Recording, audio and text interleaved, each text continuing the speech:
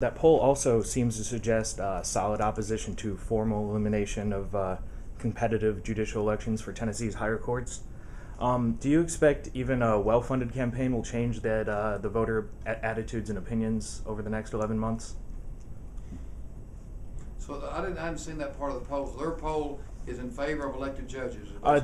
The most recent Vanderbilt I poll. know the poll. Yeah, what did it say?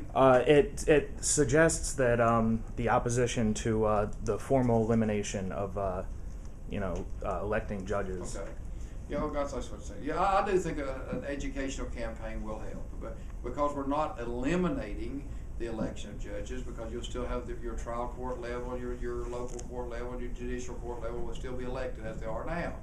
But we're going to the system we have now. We're just putting that into the Constitution, and I do think that if we educate the public that a more federal system where the governor appoints on the Supreme Court and appellate courts, that we can educate the public and they get there. Let me assure you, the electorate, and I'm pretty much one of those most of the time, in thinking that you don't want to give up on voting on anything. But boy, you have to educate them right now, as they're not doing it now anyway.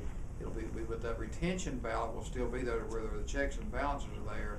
But you're not going to require someone running for a state Supreme Court to have to raise $10 million to be elected Supreme Court justice. Who do you think would pay for that campaign?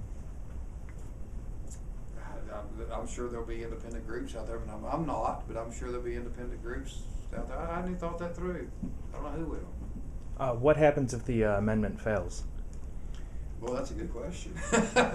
I mean, you have competing theories on that. That in theory, in my opinion, it would go back to elected Supreme Court justices as the Constitution calls for.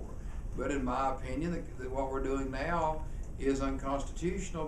But two Supreme Courts, or at least panels, and they weren't the Supreme Court, rule that it is constitutional. So I don't know. I would think what would happen, that would default to elections, and then there would be some kind of suit, and that what's statutorily now is legal, and so we end up about where we are right now, but we didn't change the Constitution.